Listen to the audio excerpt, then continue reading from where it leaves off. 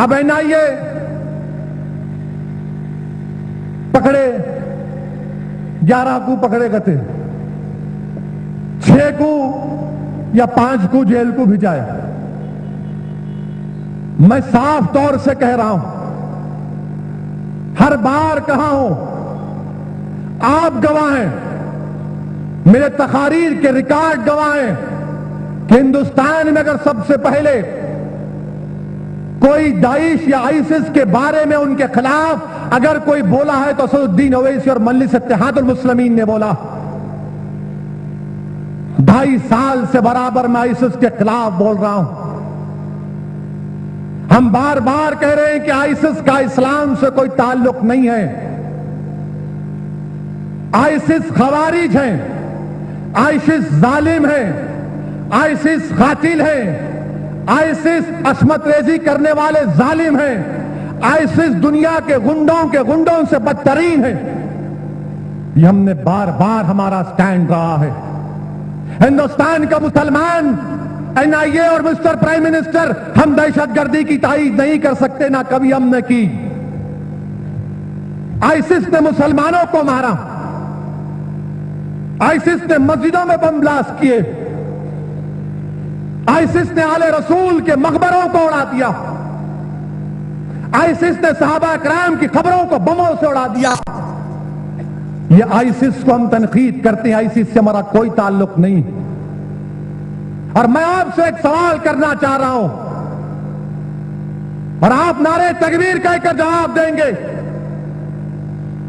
बल्कि मेरा सवाल आपसे नहीं है, जहां तक मेरी आवाज जाती है हिंदुस्तान के कोने कोने में, जिस घर में मेरी आवाज पहुंचती है, अगर मेरी मां और बहन सुन रही हैं तो वो भी दुआ करें। जिस नौजवान के सेल फोन पर मेरी आवाज पहुंच रही है, मैं आपसे कह रहा हूं, पूछ रहा हूं कि हिंदुस्तान का मुसलमान आईसिस का साथ देता या नहीं देता? नहीं देते, नहीं देते। हम क्या हम आईसिस का साथ देते? जरा जोर से नारा लगाइए ताकि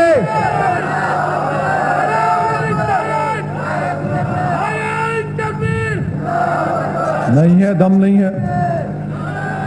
ठहरिए,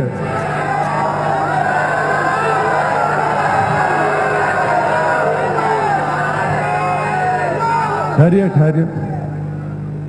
नारा ऐसा लगाना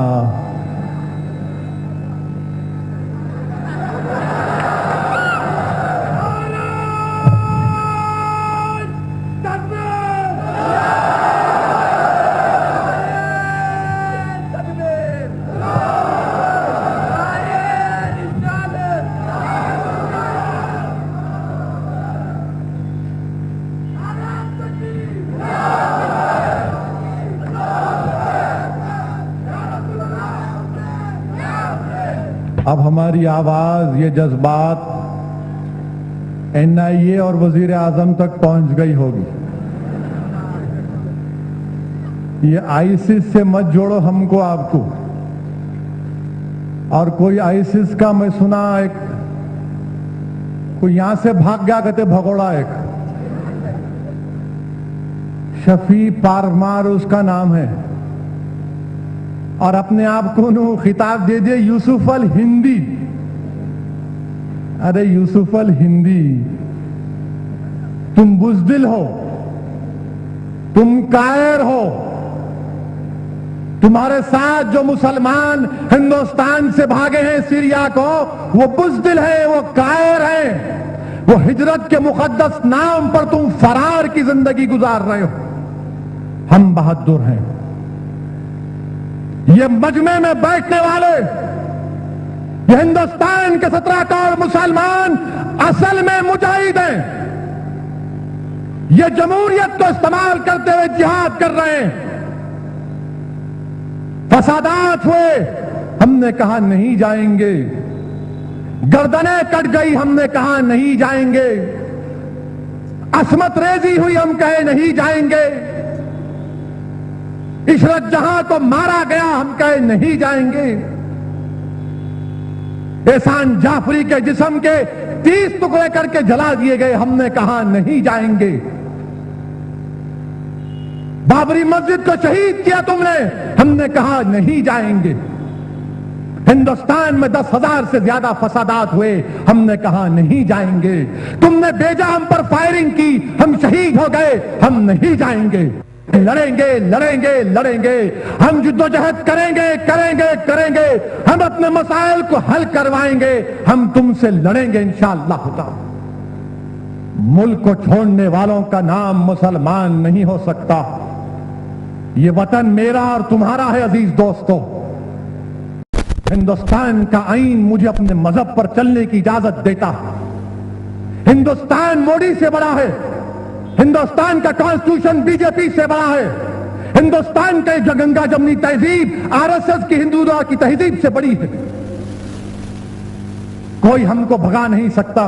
और याद रखो, हम तय कर चुके हैं कि हम नहीं जाएंगे। हां जाएंगे तो कहां, इसी जमीन के अंदर जाएंगे, इसी जमीन के अंदर जाएंगे। नेकों की तरह यहां तो गाजियों की तरह जिंदा रहेंगे, या फिर शहीदों की तरह दुनिया से रुखसत होंगे। हम बुज़दिलों की तरह नहीं भागेंगे, नहीं भागेंगे। ये मुल्क हमारा है। और मिस्टर प्राइम मिनिस्टर, आपको सऊदी अरब की हुकूमत ने सबसे बड़ा इनाम दिया,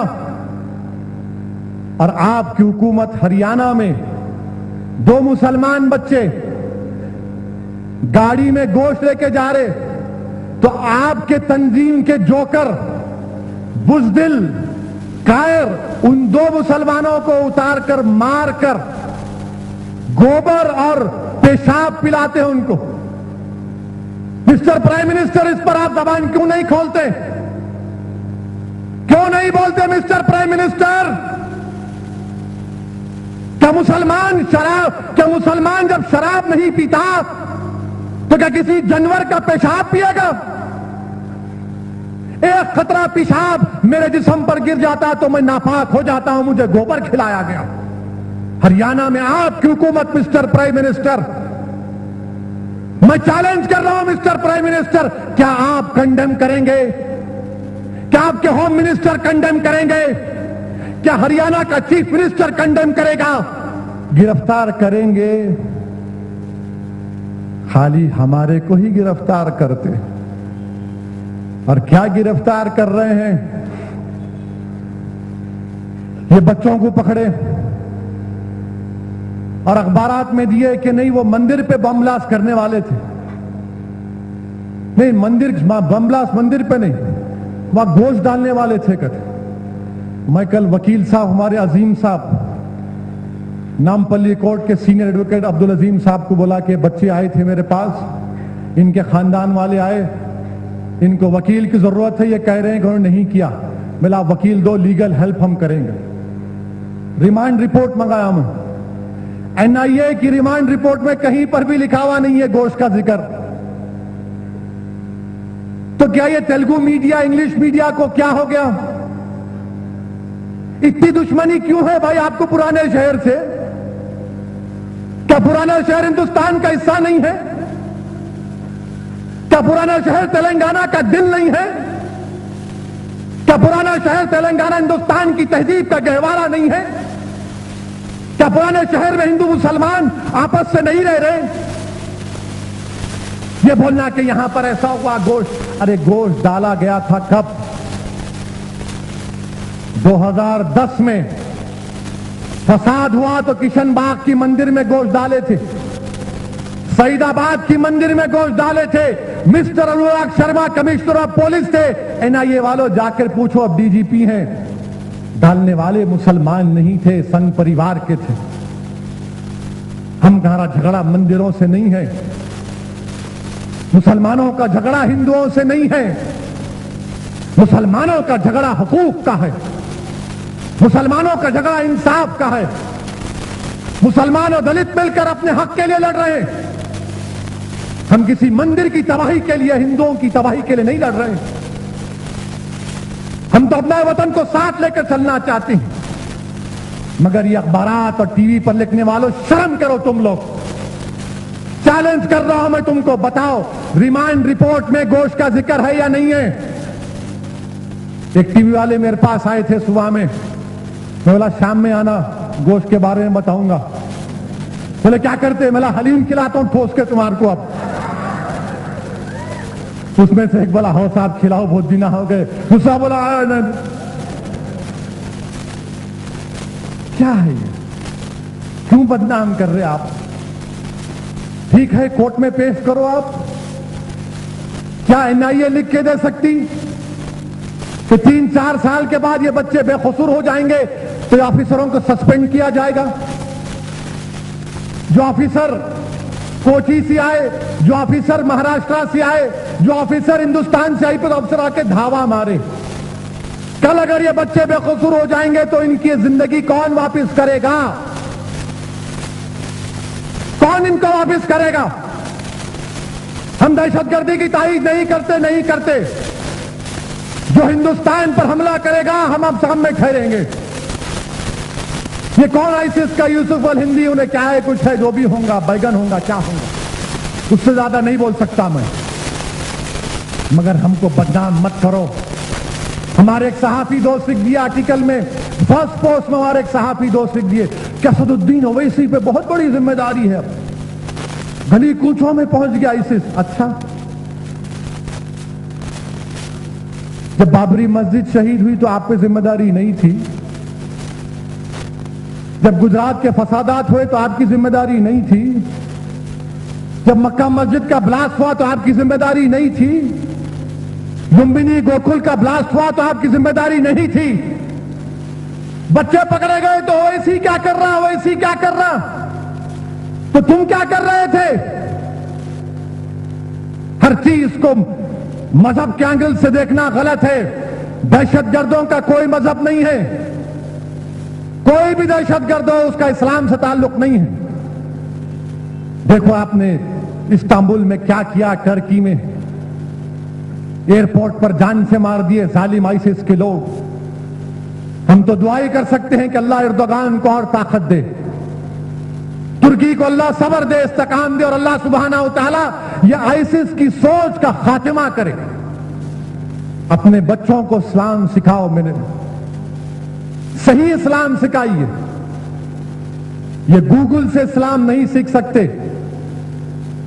इस्लाम कोई फास्ट फूड नहीं है, इस्लाम कोई मैकडॉनल्ड का बर्गर नहीं है, इस्लाम कोई पिज्जा हट का पिज्जा नहीं है, इस्लाम को हलीम का कटोरा नहीं है।